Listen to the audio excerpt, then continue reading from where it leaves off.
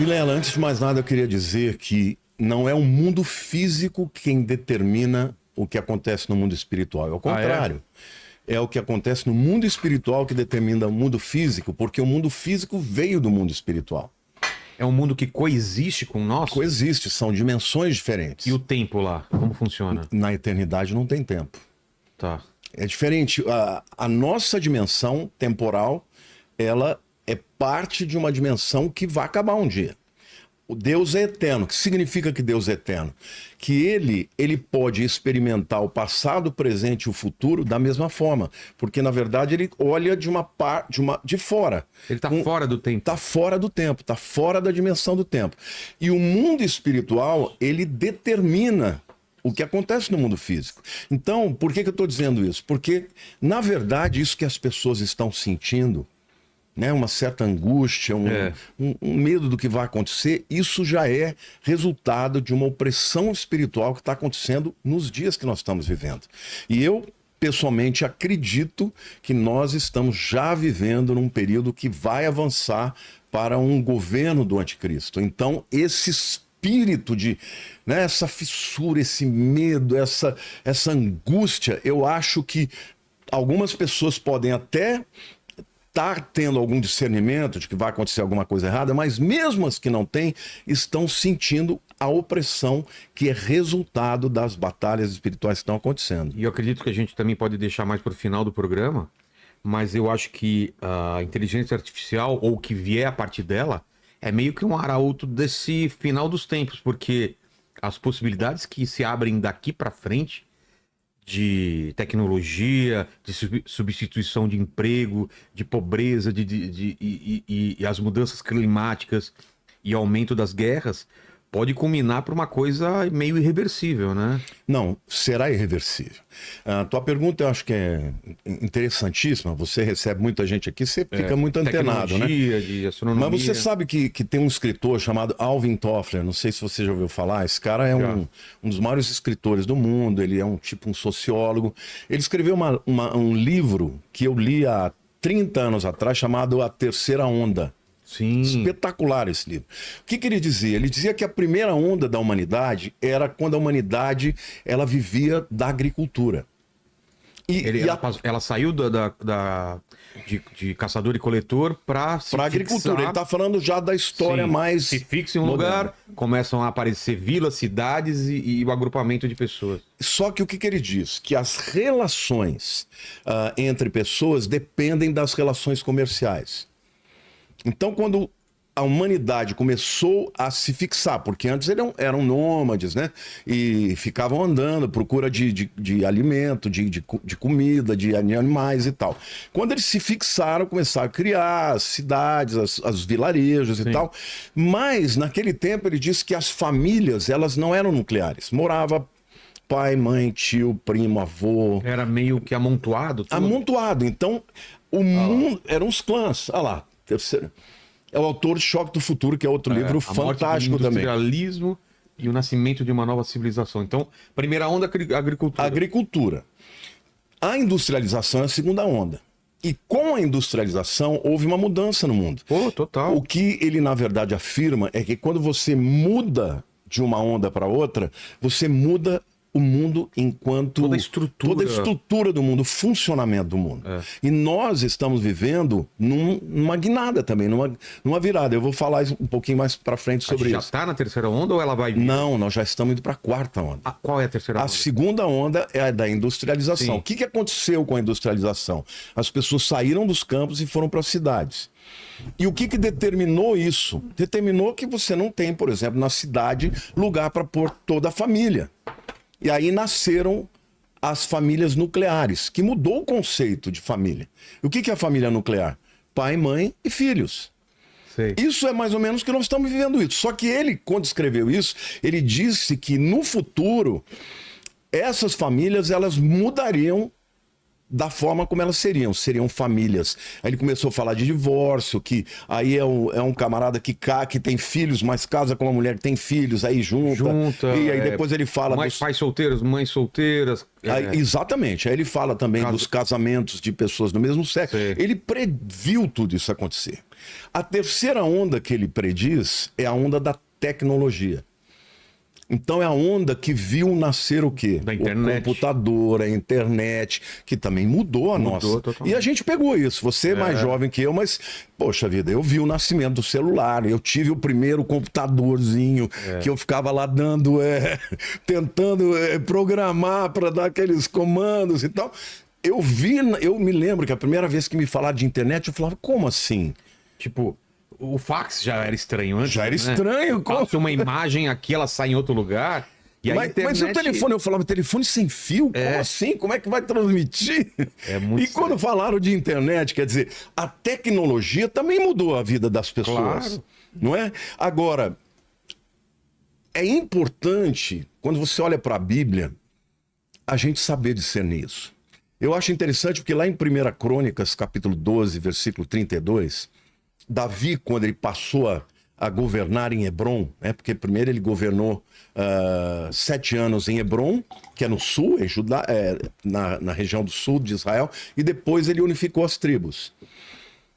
Ele, quando ele foi formar o seu exército e o seu gabinete de governo, olha o que a Bíblia diz. Conhecedores da época, para saberem o que Israel devia fazer, 200 chefes e todos os seus irmãos sob as suas ordens. Tinha uma tribo de Judá, de Israel, que se chamava Issacar. E eles tinham homens inteligentes para discernir o tempo. E Davi, quando foi formar o seu gabinete, ele contratou esses caras. Então, hoje, para responder a tua pergunta, para onde nós vamos, o que nós precisamos discernir os tempos. Porque o discernimento disso aí, das transformações, é tão importante. E eu estou falando tanto de discernimento espiritual, quanto de discernimento de inteligência mesmo. Por exemplo, você já ouviu falar do Holocausto Armênio? Sim. O Holocausto Armênio começou Vamos fazer até um programa especial sobre isso. Começou em 1915 e foi até 1923, quando a Ataturk veio e fez... o Império Otomano caiu e aí ele fez uma revolução democrática, uma revolução educacional. A Turquia passou a ser uma nação, né, de primeiro mundo, ocidental e tal. Só que durante esses 8 anos, os números mais, vamos dizer assim, econômicos, dizem que morreram 800 mil armênios. E os números maiores, 1.800.000. Os turcos, durante a Primeira Guerra Mundial, eles acabaram com a Armênia. Agora, por que é importante você discernir o tempo? Porque naquela época, os armênios que eram cristãos, muito crentes, um dia um profeta falou, olha, nós precisamos ir embora, porque a Armênia vai ser invadida pela Turquia e vai acabar com a nação. Muita gente não creu nisso. Mas os que creram e fugiram com as suas famílias foram salvos. Dentre esses, tem a família Shakarian, que depois, um desses descendentes do Shakarian é o Demo Shakarian, que é o fundador da DONEP. Já ouviu falar da DONEP? Não. Associação dos Homens de Negócio do Evangelho Pleno. Esse camarada impactou o mundo com evangelização para empresários e daí por diante. Mas ele conta no livro dele, O Povo Mais Feliz da Terra, que foi por causa do discernimento de um profeta e o discernimento daqueles que ouviram a profecia e decidiram abandonar tudo e ir embora, que a Armênia subsistiu. Porque primeiro eles mataram os homens, depois violentavam as mulheres e daí por diante, e praticamente a Armênia foi dizimada por conta dos turcos, né, que invadiram durante o período da Primeira Guerra Mundial. Então, a Bíblia fala sobre a importância de você discernir o tempo. E hoje nós estamos vivendo esse tempo também. E tem tanta gente, parece que avoada, que não está percebendo. Tem gente que quer negacionismo, não está percebendo que as coisas vão acontecer. Os sinais estão aí, Jesus mostra os sinais na natureza, os sinais de tudo que a Bíblia diz, que nós vamos falar mais para frente, e as pessoas ainda assim preferem acreditar no mundinho que nós estamos vivendo e não discernir os tempos, e o discernimento, ele é muito importante. Por exemplo, Vamos falar aqui da questão de empresas.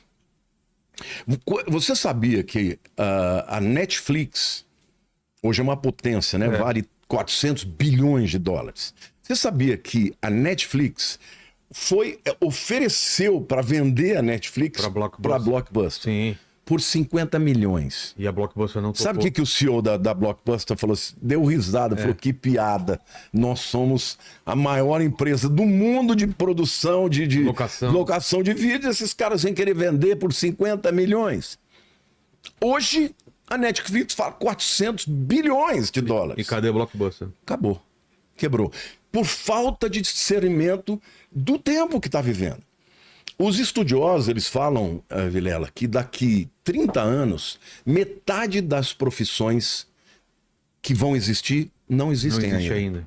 Então nós estamos vivendo, de fato, uma mudança, e essa mudança é disruptiva, e ela tem a ver com tecnologia e tem a ver com inteligência artificial. Então, nós temos que entender que as coisas, a verdade, ela é multidisciplinar. A quarta onda seria, então... A terceira onda da tecnologia, a quarta é a da inteligência artificial. E nenhuma outra onda vai ser mais disruptiva para mudar a vida das pessoas e a relação entre as pessoas do que essa. Porque, sabe por quê, Vilela? Porque cada vez mais o homem está perdendo a sua privacidade. Está vendendo ela por nada, né? Hoje, qual é a próxima fronteira? A próxima fronteira é o seu cérebro, é o que você pensa, é o que você sente.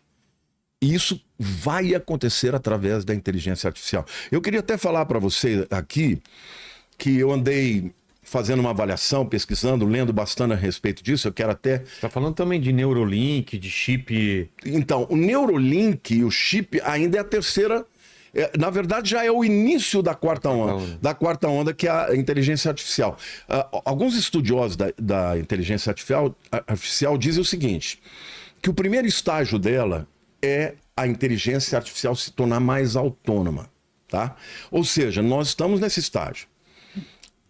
A inteligência artificial vai deixar de ser assistente para ser um colaborador. Então, o que a gente tem hoje? Já carros autônomos, que dirigem sozinho, não precisa do homem, não é isso? Nós já temos aparelhos domésticos. Autônomos. Você tem geladeira, por exemplo, que sabe o que tem dentro. Já pede para o supermercado quando falta uma já comida. Manda um e-mail para o supermercado sem que o camarada tenha que fazer. Para encomendar, entendeu? Nós já temos aspiradores de pó, você já tem drones, robôs que já estão servindo, que já falam, né? Isso, obviamente... O Elon Musk falou que quer despejar não sei quantos mil robôs até há 5 anos aí, todo mundo vai ter um robô pessoal aí. Do mesmo jeito que hoje todo mundo tem o seu celular pessoal. Então, democratiza, né? Mas qual é o segundo nível da inteligência artificial? É quando a inteligência artificial começa a fazer parte do mundo físico em todas as instâncias. Então, relógios, fones de ouvido, óculos, que vão interagir em tempo real. Lembrando que a inteligência artificial sempre tem autonomia, né? Está crescendo a autonomia. É aí onde entra o chip. A Neuralink e tudo, né? No início... O que ele propõe? Só dá um boost. O que é um boost? Dá um impulsionamento na inteligência humana. E ele, inclusive, diz que isso é para que possa competir exatamente com as máquinas. Porque senão o ser humano vai ficar muito para trás, né? Então, vai ter uma melhoria na capacidade cerebral, porém, como é inteligência artificial, ele vai começar a interpretar as ondas cerebrais. Por exemplo, o chip está lá. Você tem uma emoção de tristeza. As suas ondas cerebrais vão ser apreendidas pelo chip. Sim. Olha, isso aqui, esse comprimento de onda, esse comportamento é quando ele está triste. Ah, isso aqui é quando ele está feliz. Isso aqui é quando ele está com raiva. Isso vai armazenando e ele começa a interpretar o que você sente e começa a interpretar até o que você pensa. Com o tempo ele vai crescendo no vocabulário, né, do entendimento dessas ondas, vai chegar uma hora que ele vai entender, conseguir ler a sua mente. Sim. Sem que necessariamente esteja lendo. Ele está lendo o resultado dela, o comprimento de ondas. Não é? Agora, o terceiro estágio da inteligência artificial é a chamada personalização radical da experiência humana. O que é isso? A inteligência artificial, não estou falando do chip mais dentro, estou falando de qualquer aparelho que tenha inteligência artificial, vai interpretar como você pensa, o que você sente, como você reage emocionalmente, e vai prever o seu comportamento para, de alguma maneira, antecipar uma solução. Ou seja, Hoje em dia já acontece em outro nível, né? outro nível. Tem Tá gente- começando, tá tudo incipiente. Tem gente que recebe coisas sobre bebê, de fralda de bebê, e fala, pô, mas minha mulher não tá grávida. Depois de um dia, 2 dias, a mulher fala, tô grávida, por causa da mudança do comportamento dela, de não sei o quê. Agora imagina o O seguinte, algoritmo acaba percebendo. você tá vendo ali um vídeo. Olha, isso que eu vou falar, gente, você que é cristão, presta atenção, porque nós estamos vivendo, na minha opinião, os últimos anos de uma oportunidade extraordinária de pregar a respeito de Jesus. Vou te dar um exemplo. Como é que você é expert disso? Você é o campeão aí dos cortes e tudo mais. Como é que o algoritmo entrega um vídeo que uma pessoa publica? O que ele vai... É através do comportamento. Se ele clicou num vídeo seu, aí o Quantos segundos ele fica? Hã? Quantos segundos ele fica, quanto mais... E aí ele oferece outro seu. Mas o que mais que ele interpreta para um... Por exemplo, o Instagram. Eu posto direto, né? Sim, no sim, Instagram. sim. Por que uns vídeos vão mais longe e outros não? Porque Mais gente assistiu. Mais gente... como é que ele entrega? Ele entrega pelo engajamento. É. Se você curtiu, se você compartilhou, se você comentou. Até os haters ajudam o engajamento. claro. Então, quanto mais engajamento tem num vídeo, mais longe ele vai. Só que nós estamos vivendo o final desse tempo. Porque quando a inteligência artificial começar a interpretar você, por exemplo, você vê um vídeo de uma mulher bonita que te atrai. Ele vai interpretar a tua reação. Ele fala, ele gosta de loira. Ele não gosta de moça de cabelo curto. Entendi. Aí ele não vai te entregar mais vídeos de pessoas de cabelo curto e que não sejam loiras. Ele gosta de piadas, ele gosta de coisas engraçadas. Comédia. E aí, diferentemente desse tempo em que o algoritmo entrega por conta do engajamento, e quando o algoritmo entrega por conta do engajamento, o que acontece? As pessoas acabam se convertendo. Hoje, eu caminho no mundo inteiro, pessoas vêm e falam para mim, puxa vida, eu te assisti no Vilela e eu entreguei minha vida para Jesus. É recorrente. É recorrente. Você vai ter bom. eu vou ter uma coroazinha lá, você vai ter uma pedrinha para amém. você também. Amém. Porque você abriu a porta. Só que quando isso acontecer, ele não vai mais entregar os vídeos por conta do engajamento. Ele vai entregar por conta do que ele interpretou, das suas reações, dos seus sentimentos. Ou pelo que estão pagando para entregar também, né? Mas o que acontece no que diz respeito a uma pregação do evangelho? Sim. Ele não vai, a pregação do evangelho não vai mais para ninguém que não queira. Porque tem muita gente que fala, não gosto de coisa de crente, não quero saber. Mas um dia houve uma entrevista minha com você e fala, pô, mas esse pastor está falando uma coisa interessante, passa a seguir. Quando a inteligência artificial estiver interpretando tudo que a pessoa sente, tudo que ela... as reações dela, eles só vão entregar aquilo que for do interesse do indivíduo. Você entendeu? Vai cada vez mais ficar nichado. É igual, por exemplo, você sabe que a Lília, a minha esposa, ela tem uma atitude assim, ela fala, me irrita esse negócio de ficar só mandando o que eu gosto. Então, politicamente, ela ouve tudo. Ela falou, eu ouço o lado que eu não concordo porque eu quero receber. Mas tem que ser mesmo. Se eu não ouvir, sabe o que vai acontecer? Eles só vão me mandar e eu vou ficar dentro de uma bolha. E tudo tá virando assim. Por exemplo, a minha filha, ela tira a maior sarro da gente porque a gente gosta muito dos doramas, né? Sim. Eu e a Lília, a gente assiste um dorama atrás do outro, porque é uma coisa mais tranquila, não tem muita sacanagem. E aí o que acontece? A gente vai para os Estados Unidos, a conta que tá lá do Netflix é dela. Ela fala, pai, você poluiu o meu... Começa a oferecer só Meu dorama. nome é só dorama. Pelo amor de Deus, abre uma conta aí para você, né? Então, no futuro vai ser assim. Eles vão interpretar... Não, dizem que vai ter um filme feito especialmente para você. Ele vai pegar o filme, vai sair o novo filme do Tom Cruise. O filme que você vai assistir não é o mesmo O que eu. final do filme não é o mesmo. O final, os atores, sei lá, o enredo, é todo feito pro meu gosto e pro seu é diferente. E o que que acontece com isso?